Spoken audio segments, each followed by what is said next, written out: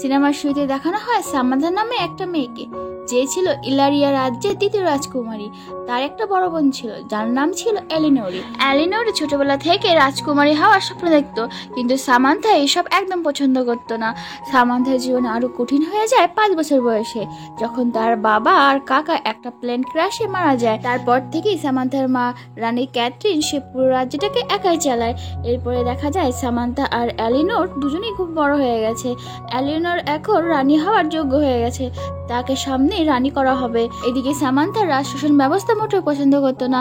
সে তার বন্ধুর সাথে রাস্তায় রাজ শাসন ব্যবস্থার বিরুদ্ধে গান গাইছিল। ঠিক তখনই পুলিশ চলে আসে। পুলিশকে দেখে সামান্থা সেখান থেকে পালিয়ে যায়, আর পুলিশ তার পিছু করে।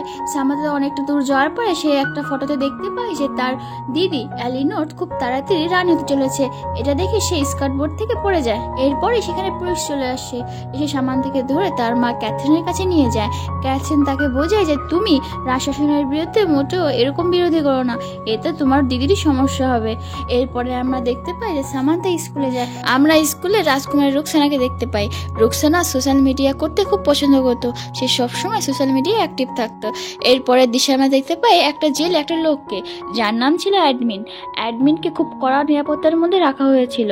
অ্যাডমিনের কাছে একটু পরে একটা সিকিউরিটি গার্ড খাবার নিয়ে আসে। অ্যাডমিন সেখান থেকে একটা আপেল খায়, আর আপেলের মধ্যে সে একটা পিন খুঁজে পায়। অ্যাডমিন সেই পিন দিয়ে তার কলারটা খুলে ফেলে, আর সেই জেল থেকে সে পালিয়ে যায়। এরপরে দেশে দেখা যায় সামান্থা তার বন্ধু মাইকের সাথে গানের প্র্যাকটিস করছে। তার বন্ধু মাইক 2টো টিকিট দেয় রাতে পার্টিতে যাবে বলে। এটা দেখে সামান্থা খুব খুশি হয়ে যায়। সামান্থা যখন পার্টিতে যাওয়ার জন্য রেডি হচ্ছিল, তখন সে আলমারিতে একটা বাক্স খুঁজে পায়। সেই বাক্সের মধ্যে তার বাবার কিছু জিনিস ছিল। সেটা দেখে তার খুব মন খারাপ হয়ে যায়। ছোটবেলায় সামান্থার বাবা সামান্থাকে স্নোফ্লেক বলে ডাকতো। এর মধ্যে তার মা আসে। তার মা এসে বলে, তোমার দিদির পার্টি শুরু হয়ে গেছে, এখনই তাদের রেডি হয়ে নাও, সেখানে যেতে হবে। সামান্থা তার মাকে না করতে পারে না। সে রেডি হয়ে তার মায়ের সাথে তার বোনের পার্টিতে চলে যায়। সেখানে গিয়ে তার মাকে বলে তার মাথা ব্যথা হচ্ছে। এটা শুনে তার মা বলে, সোজা তুমি বাড়িতে চলে যাও। কিন্তু সামান্থা বাড়িতে না গিয়ে সে ওয়াশরুমে যায়। ওয়াশরুমে গিয়ে তার পুরো কাপড় চেঞ্জ করে সে মাইকের কাছে যায় পার্টির জন্য। মাইক আর সামান্থা দুজনে পার্টিতে ঢোকার চেষ্টা করে, কিন্তু তাদের কাছে আইডিতে না থাকায় তাদেরকে পার্টিতে ঢুকতে দেয় না। তারা তাই মন খারাপ করে সেখান থেকে চলে আসছিল। তারা যখন পাশ দিয়ে যাচ্ছিল, তখন দেখতে পায় কিছু লোক পার্টির পেছনের দরজা দিয়ে ভেতরে ঢুকছে পাসওয়ার্ড দিয়ে। আর সামান্থা দূর থেকে সেই পাসওয়ার্ড দেখতে পায়। এটা তার কাছে অনেকটা অবাক লাগে, কিন্তু তারা দুজন সেই পাসওয়ার্ড দিয়ে ভেতরে ঢুকে যায়। ভেতরে গিয়ে অনেক গান বাজনা হয়, কিন্তু সামান্থার এইগুলো মোটেও পছন্দ হয় না, কারণ তার কাছে সব শব্দ খুব বেশি মনে হচ্ছিল, তার অদ্ভুত মনে হচ্ছিল। সে তাড়াতাড়ি সেখানে ফায়ার অ্যালার্ম বাজিয়ে দেয়। এই কাজ করার জন্য পুলিশ সামান্থা আর মাইককে পুলিশ স্টেশনে নিয়ে যায়। পরের দিন সকালে মাইকের বাবা এসে সামান্থা আর মাইককে ছাড়িয়ে নিয়ে যায়। এদিকে সেখানে ক্যাথরিনও ছিল। ক্যাথরিন সামান্থাকে বাড়িতে নিয়ে যায়। সেখানে গিয়ে বলে, তোমাকে আমি সামার স্কুলে পাঠাবো, তোমার সামার স্কুলে যাওয়া খুবই দরকার। সেখানে তাই সামান্থা যেতে না চাইলেও তাকে জোর করে তার মা পাঠিয়ে দেয়। সামান্থা যখন সামার স্কুলে যায়, সেখানে তার দেখা হয় জানুয়ারি, মাটিও, রুকসানা আর টিউমার সাথে। আর এখানকার সবাই ছিল রাজঘরানার দ্বিতীয় সন্তান। তারা যখন একে অপরের সাথে কথা বলছিল, তখন প্রফেসর জেমস আসে। জেমস এসে বলে, আমি তোমাদের মতো রাজঘরানার দ্বিতীয় সন্তান, আর আমাদের কোনো কাজই থাকে না আমাদের রাজঘরানাতে। রাজঘরানার প্রথম সন্তান সবসময় রাজা বা রানী হয়, আর আমরা শুধু তাদের জন্য হাততালি বাজাই। কিন্তু ঠিক তখনই সে ডক্টর প্রফেসর নিজের সুপার পাওয়ারের দ্বারা তার মতো কয়েকটা লোক তৈরি করে। এটা দেখে সবাই অবাক হয়ে যায়। প্রফেসর জেমস সবাইকে বলে, আমরা প্রত্যেকে রাজকীয় দ্বিতীয় সন্তান, আর প্রত্যেক দ্বিতীয় সন্তানের মধ্যে এইরকম সুপার পাওয়ার রয়েছে, আর তোমরা এখনো সেই ব্যাপারটা জানো না, আর তোমাদের ফ্যামিলিও তোমাদের এই সুপার পাওয়ার সম্পর্কে জানে না। তোমরা যাতে তোমাদের সুপার পাওয়ারকে চিনতে পারো আর কাজে লাগাতে পারো, তার জন্য তোমরা এখানে সবাই এসেছো। আর তখন সেখানকার একটা মেয়ে জিজ্ঞাসা করে, আপনি কি এই সোসাইটির হেড? তখন বলে, না, আমি এই সোসাইটির হেড না। ঠিক তখনই রানী ক্যাথরিন চলে আসে, আর এই সোসাইটির হেড ছিল রানী ক্যাথরিন। ক্যাথরিনকে দেখে সামান্থা অবাক হয়ে যায়। ক্যাথরিন বলে, আমিও তোমাদের মতো দ্বিতীয় সন্তান, আর আমাদের শক্তির দ্বারা আমাদের রাজ্যকে সুরক্ষার ব্যবস্থা করাই হচ্ছে আমাদের কাজ। আমরা এই কাজটাই এখন অবধি করে এসেছি, আর তোমাদেরও এই কাজ করতে হবে। এরপরে আমরা জানতে পারি যে ক্যাথরিনই অ্যাডমিনকে জেলে আটকে ছিল। এরপরে দেশে দেখা যায় অ্যাডমিন তার শক্তি দিয়ে প্র্যাকটিস করছিল। তার কাছে শক্তি ছিল, সে কোনো কিছু না ধরে সেটাকে সরাতে পারতো। আর সেখানটায় আমরা সামান্থার ছবিও দেখতে পারি, যার কারণে আমরা বুঝতে পারি কোনো কারণে অ্যাডমিন সামান্থার পিছু পড়ে আছে। পরের দৃশ্যে দেখা যায় প্রফেসর জেমস সে সবাইকে নিয়ে একটা ঘরে যায়, আর সেখানটায় কার কি শক্তি শক্তি আছে তারই পরীক্ষা নিচ্ছে। আমরা দেখতে পাই রুকসানার মধ্যে অদৃশ্য হওয়ার শক্তি আছে, টিউমার কাছে আছে কারোর সাথে কথা বলে তাকে মারানোর শক্তি, সামান্তের কাছে আছে সিক্স সেন্স যেটার দ্বারা সে বুঝতে পারে কখন বিপদ আসে, আর সে খুব ভালো শুনতে পায় যে কখন বিপদ কোন দিক দিয়ে আসছে। জানুয়ারির মধ্যে শক্তি আছে, সে সবার শক্তিকে নিজের মধ্যে নিতে পারে আর সে শক্তি সে কাজে লাগাতে পারে। আর মাটির মধ্যে শক্তি আছে, সে হাওয়াতে সবকিছু উড়াতে পারে কোনো পতঙ্গ দিয়ে। সবাই সবার শক্তি দিয়ে প্র্যাকটিস করছিল যাতে সবাই সবার শক্তিকে কন্ট্রোল করতে পারে। প্রফেসর জেমস সেই সামান্তের সামনে কতগুলো শব্দ বাজিয়ে দেয় আর তাকে বলে যে কোনটা কোন শব্দ সেটা বলো। প্রফেসর জেমস টিউমাকে বলে একটা কুকুরের সাথে কথা বলে তাকে বন্ধু বানাতে। এভাবে সবাইকে একটা একটা করে কাজ দেয় যাতে তারা সবাই সবার শক্তিকে কন্ট্রোল করতে পারে। এরপরে দেখতে পাই রাতের বেলা সামান্থা তার বন্ধু মাইকের সাথে কথা বলে। মাইক সামান্থাকে শুক্রবারে একটা রোড শো আছে সেই কথা জানায় আর সেখানটায় সামান্থাকে আসতে বলে। সামান্থাও হ্যাক করে দেয়। এদিকে মাইকের বাবা মাইককে বলে সামান্থা একটা রাজকুমারী, সামান্থার সাথে এভাবে মেশা তোমার ঠিক হচ্ছে না, একদিন হয়তো বা সামান্থা তোমাকে ছেড়ে চলে যাবে। মাইক বলে আমি সামান্থার খুব ভালো বন্ধু, সে আমার এতটাই ভালো বন্ধু যে সে কখনোই আমাকে ছেড়ে যাবে না। এটা শুনে মাইকের বাবা আর কিছু না বলে সেখান থেকে চলে যায়। পরের দিন সামান্থা তার বন্ধু মাইকেলের সাথে দেখা করতে যাচ্ছিল, তখন তার মা তাকে আটকে দেয়, তার শক্তির দ্বারা তাকে চেয়ারে বসিয়ে দেয় আর তাকে একটা কোড বলে আর বলে এই কোড হচ্ছে রাজকীয় কোড, এই কোডের সাহায্যে তুমি এই রাজপ্রাসাদের যে কোনো দরজা খুলতে পারবে আর যে কোনো কাজ করতে পারবে, আর আমি তোমাকে বিশ্বাস করি তাই আমি তোমাকে কোডটা বললাম। এরপরে ক্যাথরিন সামান্থাকে নিয়ে নিচে যায়, সেখানটায় গিয়ে সে একটা গোপন কক্ষ দেখায় যেখানে অনেক অস্ত্র ছিল যেটাকে চোরের হাত থেকে বাঁচানো হয়েছে, আর সেখানে অনেক রাজার আর রানীর ছবি ছিল, আর এখানে সব রাজ পরিবারের সব সদস্যের ছবি ছিল, একটা ফ্রেমে কোনো ছবি ছিল না।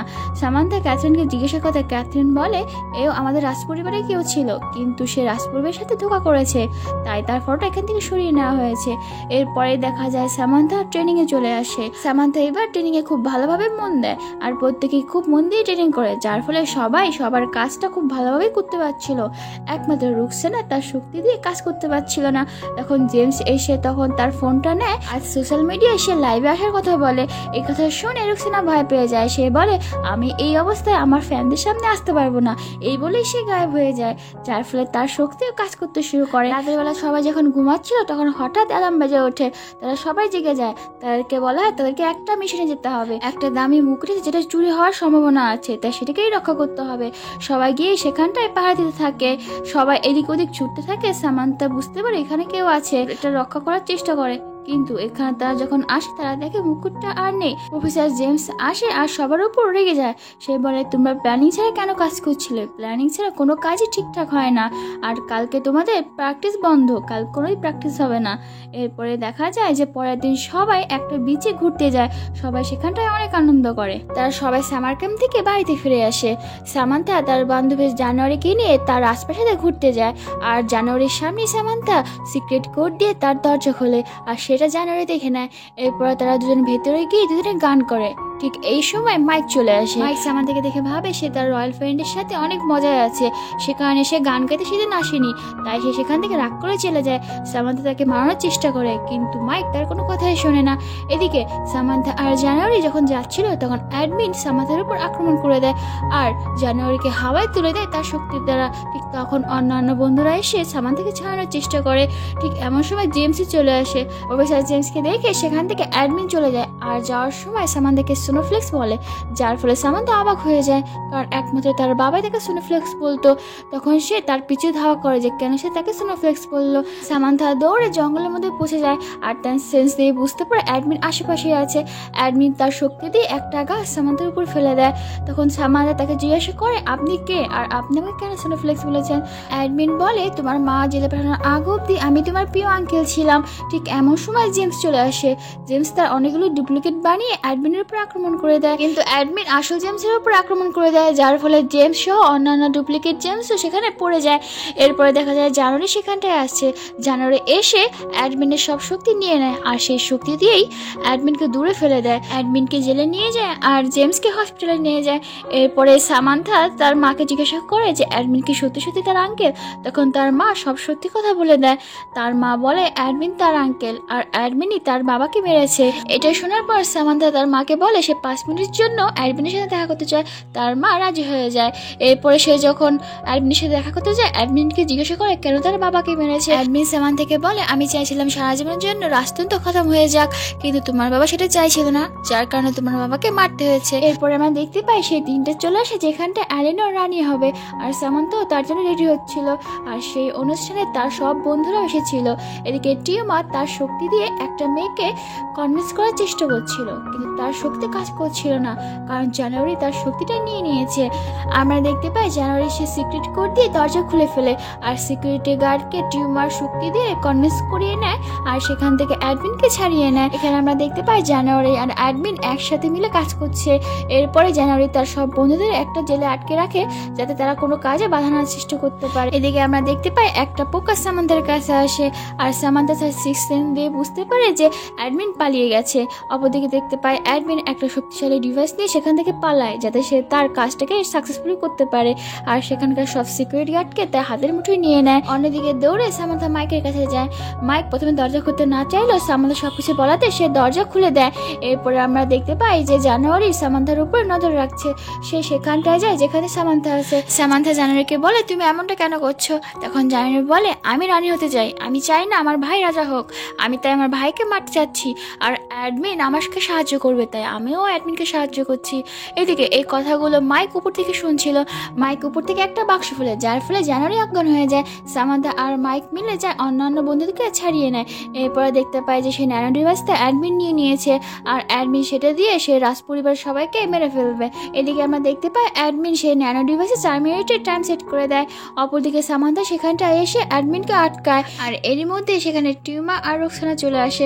রোকসানা অদৃশ্য হয়ে অ্যাডমিনের কাছ থেকে সেই ন্যানো ডিভাইসটা নিয়ে সামান্থাকে দিয়ে দেয়। সামান্থা সেটা নিয়ে লাভ দেয়, আর সেখানে মাটিও প্রজাপতির সাহায্যে সামান্থাকে বাঁচিয়ে নেয়। আর সামান্থা দৌড়ে লাইব্রেরিতে যায়, সেখানটায় অ্যাডমিন পৌঁছে যায়। সেখানটায় আগেই সামান্থার বন্ধুরা মিলে প্ল্যানিং করে রেখেছিল। যখন সে ভেতরে যায় সেখানে গিয়ে দেখতে পায় সেখানে সেই কলারটা রাখা ছিল, যেখানটায় অ্যাডমিন তার শক্তি ব্যবহার করতে পারবে না। মাইক উপর থেকে যখন দেখছে ন্যানো ডিভাইসের টাইম শেষ হয়ে যাচ্ছে, তখন সেই ন্যানো ডিভাইসটা অ্যাডমিনের দিকে ধরে, আর অ্যাডমিন সে ধোয়া হয়ে সেই ডিভাইসের মধ্যে ঢুকে যায়, আর যার ফলে অ্যাডমিন সেখানেই আটকা পড়ে। অপরদিকে আমরা দেখতে পাই এলিনর রানী হয়ে গেছে, আর সেখানে রাজকার্যও সম্পন্ন হয়েছে। সামান্থা আর তার বন্ধুরা মিলে রাজতন্ত্রকে বাঁচিয়ে রেখেছে। এলিনর যখন জানতে পারে সামান্থা এত বড় একটা কাজ করেছে, সে সামান্থাকে ধন্যবাদ জানায়। অপরদিকে ক্যাথরিন সে খুব খুশি হয় সবার উপরে। সে জানুয়ারিকে ধরার জন্য তাদেরকে আরেকটা মিশন দেয়, কারণ জানুয়ারি এখনো বাইরে আছে। আমরা এখানে দেখতে পাই সবাই মিলে জানুয়ারিকে ধরতে যাচ্ছে, আর এখানেই সিনেমাটা শেষ হয়ে যায়। আমার সাথে থাকার জন্য তোমাদের সবাইকে অনেক ধন্যবাদ। আমার সঙ্গে থাকো, আর please like, share and subscribe করে দিও।